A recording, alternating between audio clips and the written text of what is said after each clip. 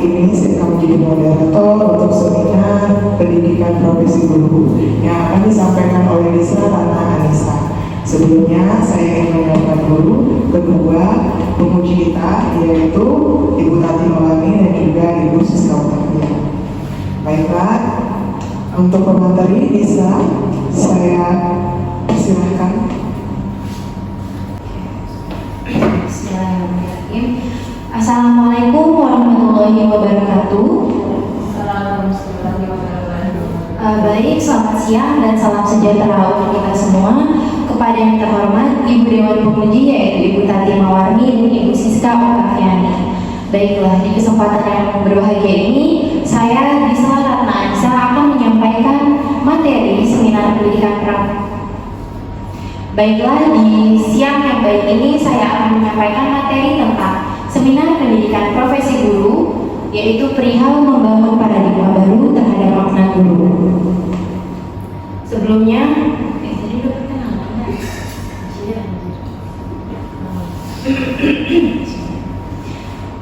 Bismillahirrahmanirrahim. Assalamualaikum warahmatullahi wabarakatuh. Waalaikumsalam warahmatullahi wabarakatuh. Selamat siang dan salam sejahtera untuk kita semua. Kepada yang terhormat Ibu Dewan Penguji, Ibu Tati Mawarni dan Ibu Siska Okaviani, di kesempatan yang baik ini izinkan saya Lisa Ratna Anissa untuk menyampaikan seminar pendidikan profesi guru terkait membangun paradigma baru terhadap makna guru. Nah, dalam seminar ini saya akan menjelaskan beberapa poin. Poin pertama yaitu tentang pembelajaran berdiferensiasi sebagai mata kuliah yang saya pilih. Poin kedua yaitu pembelajaran atau pengalaman yang saya pilih atau best practice. Yang ketiga, saya juga akan menunjukkan artefak pembelajaran. Setelah itu, saya juga akan menunjukkan temuan masalah dan solusi inovasi. Dan yang terakhir, saya juga akan mengemukakan paradigma baru makna guru. Baiklah, izinkan saya memulai diskusi dimulai dari pembahasan tentang pembelajaran berdiferensiasi. Berdasarkan pemikiran dari salah satu ahli ternama tentang pembelajaran berdiferensiasi yaitu Carroll and Tomlinson yang menyatakan bahwa pembelajaran berdiferensiasi merupakan usaha dalam mengakomodasi keragaman terhadap kebutuhan pelajar atau kebutuhan peserta didik, dan cara ini ditempuh melalui pembelajaran yang efektif dan inklusif. Pembelajaran semacam ini nantinya bertujuan untuk apa? Yaitu untuk memenuhi kebutuhan belajar peserta didik yang beragam dengan memusatkan pada 3 poin penting, 3 poin utama yaitu kesiapan belajar, profil belajar, serta minat belajar peserta didik. Nah, berdasarkan apa yang telah saya jelaskan barusan, saya sangat menyetujui bahwasanya pembelajaran berdiferensiasi itu adalah penting dan tepat untuk diterapkan di dalam kelas. Mengapa? Karena jika konsep pembelajaran berdiferensiasi itu ditanamkan kepada guru, maka guru tidak hanya menjalankan kewajiban untuk menyelesaikan atau mengerjakan tugasnya mengajar di kelas, tetapi juga memenuhi hak peserta didiknya, yaitu hak untuk dapat belajar sesuai dengan kebutuhan belajar, profil belajar, dan minat belajar peserta didik. Jadi itulah mengapa saya memilih pembelajaran berdiferensiasi dalam seminar kali ini. Selanjutnya, selama saya menjalani perkuliahan dan mempelajari pembelajaran berdiferensiasi, ada teori yang menarik bagi saya yaitu tentang aspek-aspek pembelajaran berdiferensiasi. Aspek-aspek pembelajaran berdiferensiasi ini memuat 4 aspek yang nantinya dapat menjadi satu kesatuan yang dapat menunjang pembelajaran itu menjadi lebih efektif dan juga inklusif. Seperti yang tertera, aspek pertama yaitu aspek konten, ialah tentang apa yang perlu dipelajari oleh peserta didik serta bagaimana peserta didik itu mendapatkan akses untuk mendapatkan konten ajar tersebut. Sesuai pengalaman saya mengajar pada praktik terbimbing dan praktik mengajar di PPL, aspek konten berdiferensiasi yang pernah saya laksanakan ialah saya bersama rekan PPL itu bergabung bersama untuk menciptakan sebuah konten belajar yang menarik. Tentunya disesuaikan dengan kebutuhan belajar peserta didik. Konten yang berdiferensiasi ini kami mengintegrasikan gambar ataupun suara ke dalam materi ajar, dengan demikian berbagai gaya belajar peserta didik itu dapat tercover. Selanjutnya adalah adalah aspek proses, yaitu tentang bagaimana peserta didik ini dapat menguasai suatu pengetahuan dan keterampilan.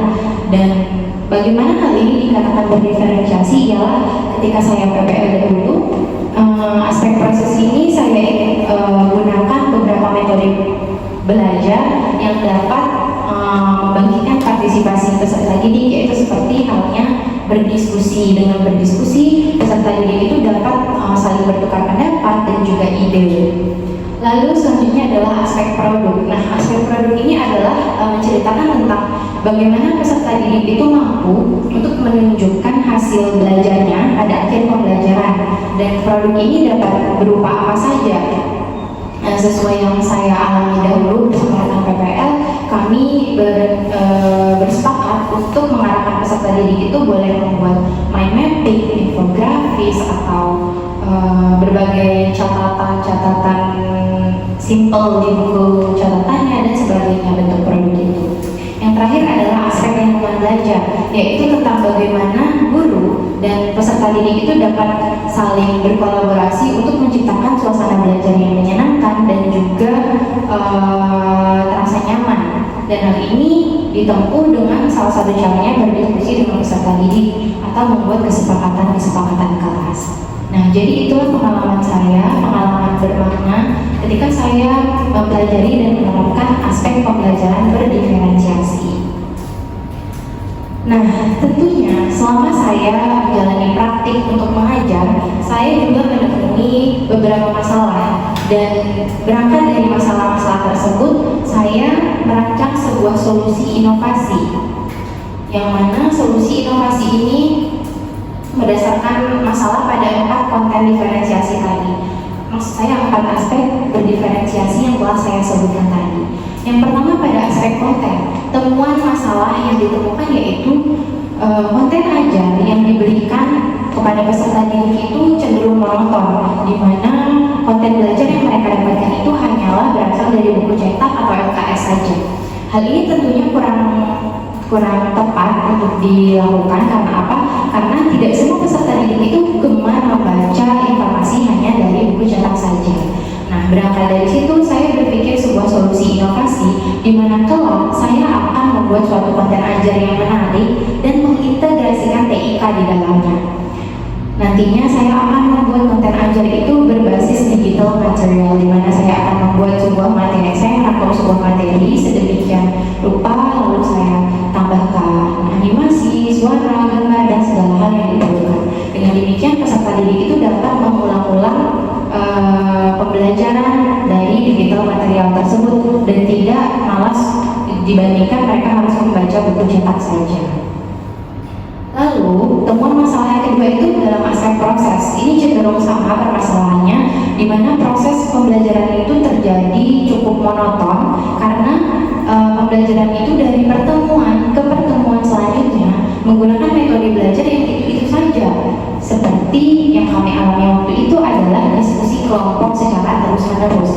Dan menurut saya hal itu bisa lebih ditingkatkan, di mana kita solusi inovasi yang saya buat yaitu saya akan menekankan pada metode pembelajaran. Jadi tidak hanya menerapkan diskusi kelompok, tetapi saya berinisiatif dan berencana untuk menerapkan metode lain seperti bermain games dan role play selama metode ini berkesinambungan dengan materi atau tidak melewati yang seharusnya. Selain menekankan pada metode pembelajaran, saya juga akan menekankan aspek proses, aspek diferensiasi proses ini pada pengerjaan LKPD. Dan LKPD itu tidak saya seratakan satu LKPD untuk semua peserta didik, tidak, tetapi saya akan membuatnya lebih variatif, di mana mungkin peserta didik dengan gaya belajar visual diminta untuk menganalisis brosur, lalu peserta didik yang auditori dapat diminta untuk mendengarkan sebuah video iklan, atau peserta didik kinestetik bisa diminta untuk mengamati papan iklan yang ada di lingkungan sekitar. Nah, selanjutnya temuan masalah ini ada pada aspek diferensiasi produk.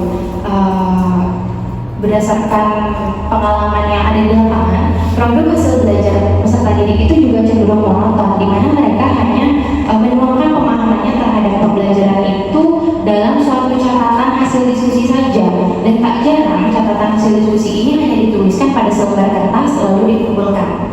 Nah, berangkat dari situ saya berencana kalau jika saya menjadi guru, saya akan membimbing peserta didik untuk membuat hasil belajar yang disesuaikan dengan minat belajar peserta didik, dan hasilnya ini akan menjadi lebih kreatif dan inovatif untuk peserta didik. Seperti contohnya, jika peserta didik itu adalah memiliki gaya belajar visual, saya meminta mereka untuk mendesain brosur. Lalu jika mereka auditori, mereka bisa membuat iklan podcast. Lalu jika mereka adalah anak bergaya belajar kinestetik, mereka bisa bermain peran baknya seorang broadcaster iklan. Nah, dengan demikian kreativitas dan critical thinking dari peserta didik itu dapat diasah dibanding mereka hanya membuat catatan hasil diskusi secara terus-menerus. Nah, temuan masalah terakhir itu ada pada lingkungan belajar, di mana peserta didik itu tidak diajak untuk berkomunikasi terkait suasana belajar seperti apa yang mereka inginkan. Nah, dengan demikian saya tidak ingin peserta didik saya nanti merasa tidak nyaman. Maka dari itu solusi inovasi yang saya buat ialah saya akan mengadakan sharing session, yang mana sharing session ini akan dilakukan secara mendalam. Saya akan menanyakan berbagai hal yang sekiranya dapat menciptakan kenyamanan dan kebahagiaan bagi peserta didik. Misalnya saya bertanya, ia ingin duduk di mana? Misalnya ada yang memiliki mata minus, boleh duduk di depan. Atau ada orang yang tidak suka kebisingan, boleh duduk agak di pojok kelas, tidak apa-apa. Dan selanjutnya, jika mereka merasa ngantuk dan bosan, saya akan berusaha untuk memberikan ice breaking kepada peserta didik. Dan jika ada pembelajaran yang mengharuskan mereka untuk keluar kelas, jika itu lebih baik, maka saya akan melaksanakan pembelajaran outdoor juga.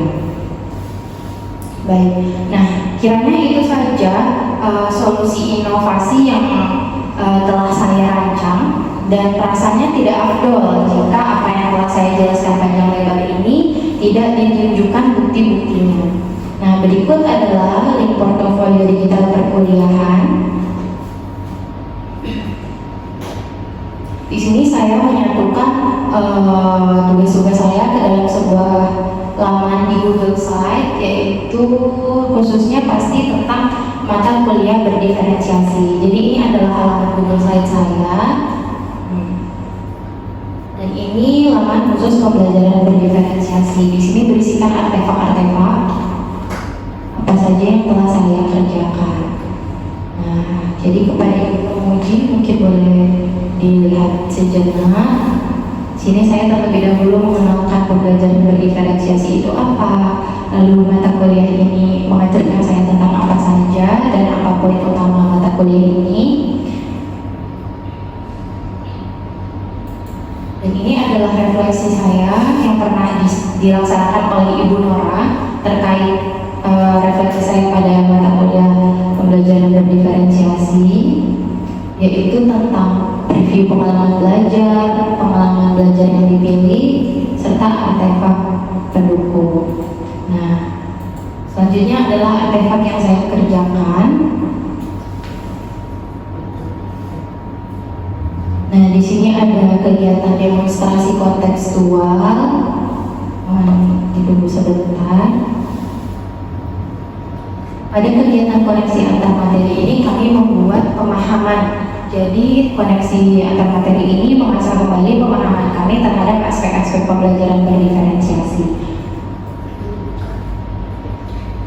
Selanjutnya, pada kegiatan demonstrasi kontekstual inilah tadi yang saya sebutkan terdapat beberapa temuan masalah, di mana kami di sini menelaah aspek pembelajaran berdiferensiasi di sekolah mitra. Jadi terlebih dahulu kami hanya mengobservasi atau menelaah saja. Kemudian pada aksi nyata itu melaksanakan refleksi.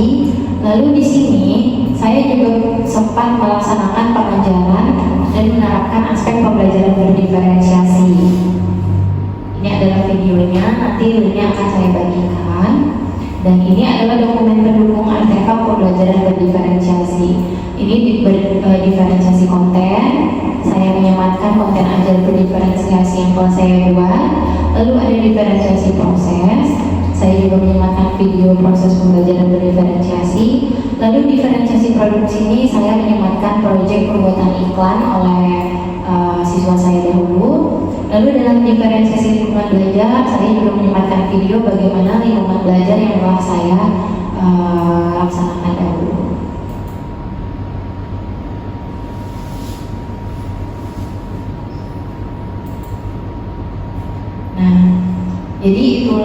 bukti portofolio digital yang telah saya buat. Nah, akhirnya kita sampai pada penghujung diskusi. Di sini saya akan menyampaikan bagaimana paradigma baru terhadap makna guru yang berasal dari pemahaman saya sendiri. Sejujurnya, dahulu saya beranggapan bahwa guru itu adalah profesi, hanyalah sebuah profesi, di mana guru ini bekerja di bawah naungan pemerintah yang tugasnya itu adalah untuk mengajarkan materi yang ada di dalam buku cetak ke dalam kelas. Hanya itu saja. Namun lambat laun setelah saya memasuki program PPDB Prajabatan ini dan tentunya setelah saya melaksanakan praktik mengajar pada PPL 1 dan PPL 2, tentunya pandangan saya terhadap kata guru itu mulai berubah. Di mana saya memandang guru itu, mungkin ini terdengar klise dan sering didengar pula, bahwa bagi saya guru itu adalah pahlawan. Pahlawan yang bagaimana? Bagi saya guru itu adalah pahlawan yang memperjuangkan banyak kepala untuk meraih angan dan ingin yang berbeda-beda. Bayangkan saja, seorang guru itu harus menghadapi satu kelas itu 32 kepala yang memiliki minat berbeda-beda, gaya belajar berbeda-beda, dan harapan yang berbeda-beda. Disitulah guru bekerja keras mengatur sedemikian rupa rancangan pembelajaran seperti apa yang dapat mengakomodir perbedaan tersebut tanpa membeda-bedakan. Lalu yang kedua, guru itu pahlawan yang menurut saya itu pahlawan tanpa pamrih dan rela menjelma menjadi apa saja. Guru itu rela menjadi pendidik, di pagi hari mereka menjadi pendidik, memberikan ilmu-ilmu baru. Lalu guru juga rela menjelma menjadi orang tua kita, memberikan kita nasihat setiap harinya. Selain itu, guru juga rela untuk menjelma menjadi sahabat sebagai tempat curhat. Dan yang paling penting adalah guru itu juga menjelma menjadi jembatan ilmu yang membawa kita menyeberang dari hal yang tidak kita tahu menjadi tahu. Mungkin itulah pandangan saya, pandangan terhadap paradigma baru saya terhadap makna guru. Dan saya kira itu saja presentasi terkait materi seminar pendidikan profesi guru yang dapat saya sampaikan. Dan saya ucapkan terima kasih banyak pada diri saya sendiri tentunya dan rekan-rekan sejawat saya yang berjuang pada PPDB Prajabatan ini. Semoga kita semua dapat bertahan sampai akhir dan kita berhasil membawa pulang predikat guru profesional. Baiklah, sekiranya itu saja, saya kembalikan kepada moderator. Terima kasih. Baiklah, terima kasih kepada Saudari Risla atas penyampaian materinya. Sekarang kita akan meminta kepada pembahas pertama untuk menanggapi seminar yang telah dilakukan oleh Risla. Kepada pembahas pertama Ibu Tati Maulani, silakan.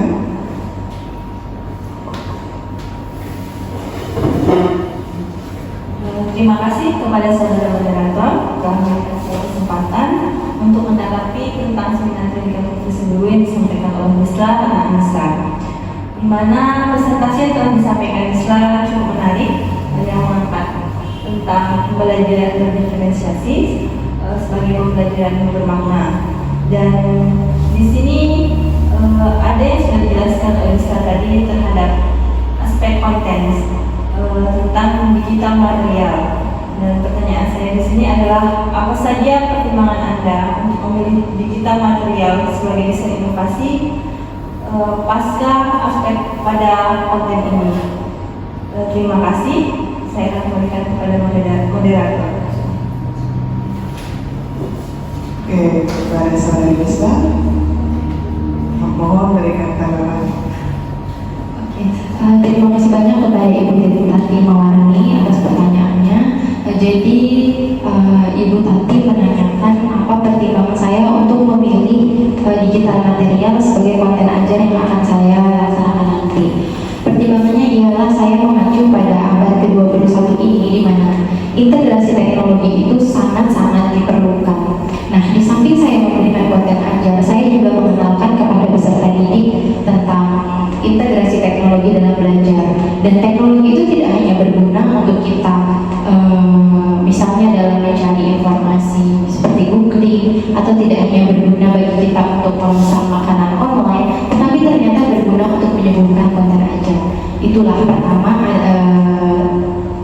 dari TIK itu sendiri. Lalu yang kedua, dengan menggunakan digital material, menurut saya itu dapat mengakomodasi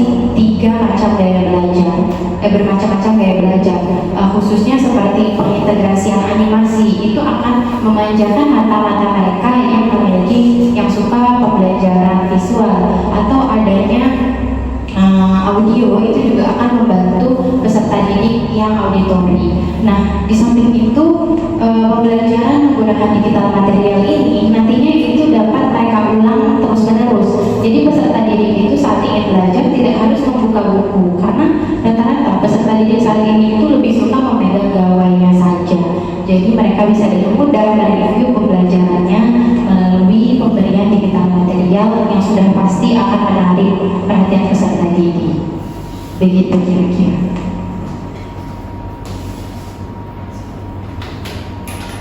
Baiklah, terima kasih atas tanggapan saudara Gisla. Di sini saudari menjelaskan pertimbangan untuk memilih digital material di mana akan memasuki aspek konten yang mempertimbangkan hal-hal yang lainnya. Kemudian karena peserta didik juga suka menggunakan gawai ya, mungkin tapi ada beberapa peserta didik juga yang tidak terlalu suka menggunakan gawai. Kemudian hal ini tentunya akan mengalami beberapa hal-hal yang rumit ya. Dari hal tersebut, seberapa yakin Anda bisa terus-menerus menyiapkan digital material ini? Karena ini yang saya bilang sebelumnya, hal itu akan lumayan rumit untuk disiapkan dan tidak mudah untuk disiapkan setiap pertemuannya. Terima kasih. Baik, menanggapi hal tersebut, seberapa yakin saya mampu untuk menyiapkan digital material pada setiap pertemuannya? Tentu saya sangat yakin. Karena apa? Karena saya sangat kebetulan mengedit video atau membuat sebuah konten itu adalah kegemaran saya.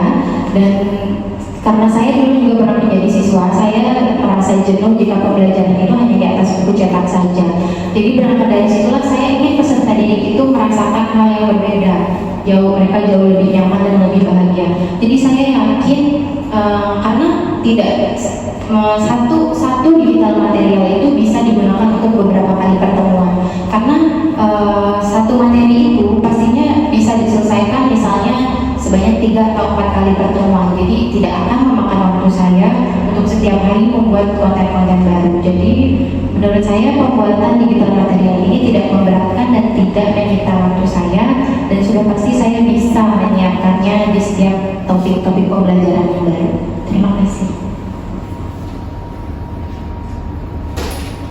Baiklah, dari tanggapan saudara Gisla, saya sangat apresiasi di mana saudara sudah mempunyai bakat dalam mengedit video untuk setiap materinya.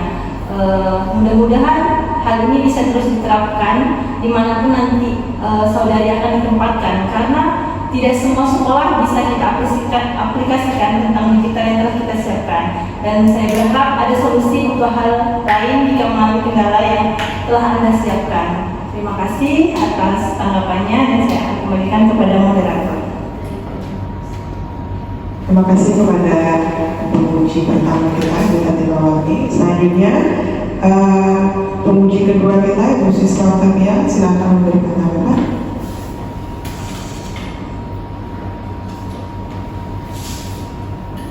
Baiklah, terima kasih saya ucapkan kepada moderator atas kesempatan yang diberikan kepada saya. Tadi saya melihat ya di dalam proses itu inovasi yang dilakukan oleh saudara Gisla itu ada metode diskusi kelompok, games. Di sini yang mau saya tanyakan tentang yang diskusi yang pertama itu.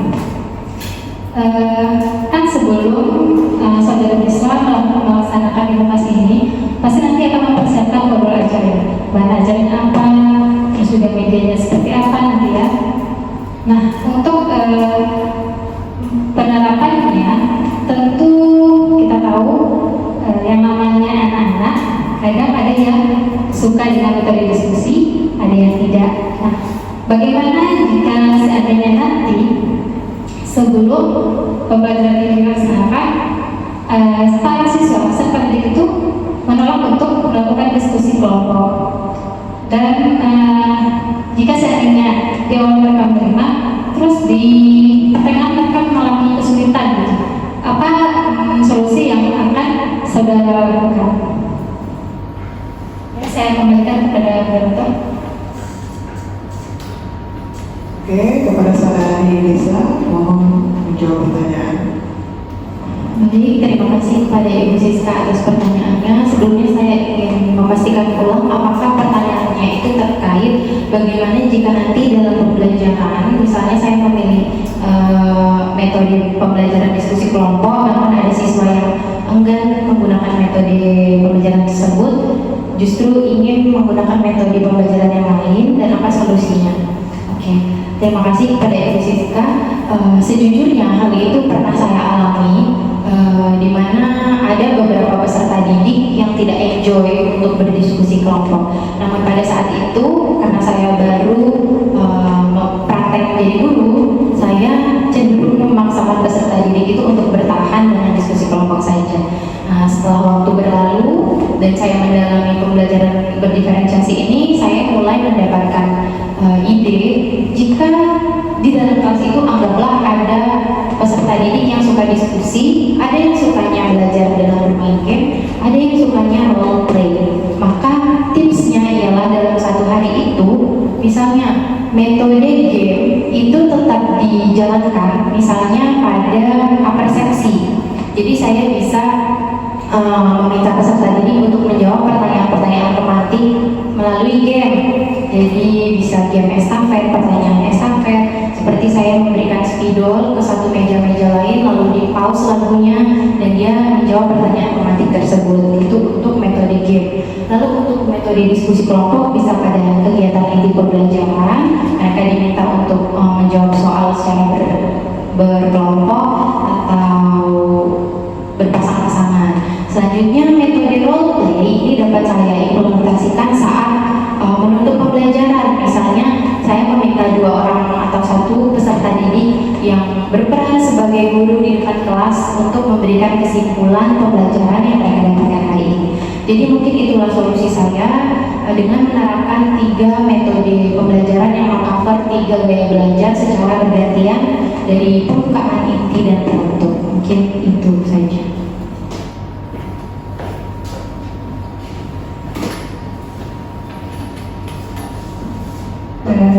Baiklah, saya cukup apresiasi dari jawaban saudari Lisa tadi. Kita menerapkan 3 metode yang berbeda ya dalam 1 kali pertemuan. Nah, itu sebenarnya cukup inspiratif ya. Cuman itu kan sudah pernah dilaksanakan dalam suatu materi pembelajaran.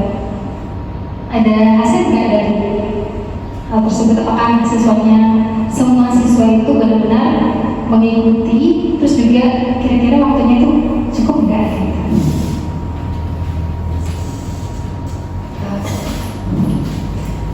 Sebetulnya metode pembelajaran yang pernah saya laksanakan itu adalah hanya diskusi kelompok pada PPL 1 untuk anak SMP dan games untuk anak SMK.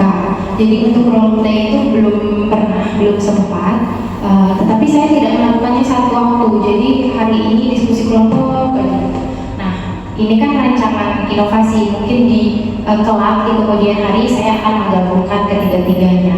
Lalu kesulitannya adalah mungkin bukan pada penerapan metodenya, tapi yang kesulitannya itu adalah di waktu untuk menjelaskan keseluruhan materi yang sudah terangkum dalam modul ajar itu tersampaikan kepada peserta didik. Karena jujur untuk bermain game itu juga sangat memakan waktu. Jadi disitulah mungkin saya kedepannya harus berlatih lagi bagaimana untuk meringkus pembelajaran itu secara lebih detail dan rinci, namun tersampaikan keseluruhannya. Kira-kira begitu Ibu Siska.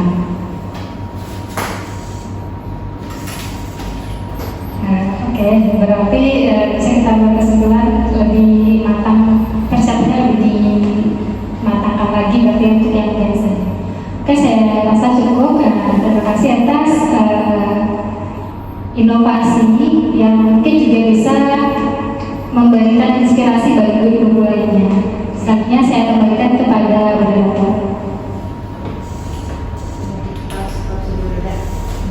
Baiklah, selesai sudah kegiatan seminar profesi guru yang kita lakukan pada hari ini. Sebelum saya menutup kegiatan hari ini, saya akan memberikan kesimpulan yang saya dapatkan, yaitu pembelajaran pendiferensiasi adalah mata kuliah yang dipilih oleh saudari Disla sebab ia ingin kelak dapat memenuhi kebutuhan belajar peserta didik yang beragam dengan menerapkan aspek konten, proses, produk, dan lingkungan belajar. Adapun inovasi dirancang saudari Nisa yaitu membuat konten ajar di digital material, penerapan metode belajar, dan LKPD yang bervariatif, menggerakkan produk belajar yang kreatif serta melaksanakan sharing session untuk mendiskusikan kenyamanan dan kesenangan bagi pembelajaran di dalam kelas. Baiklah, sekian seminar pendidikan profesi guru yang dilaksanakan pada hari ini. Semoga materi seminar yang disampaikan oleh saudari Rizka memberikan manfaat untuk kita semua. Akhir kata, Assalamualaikum warahmatullahi wabarakatuh. Waalaikumsalam warahmatullahi wabarakatuh.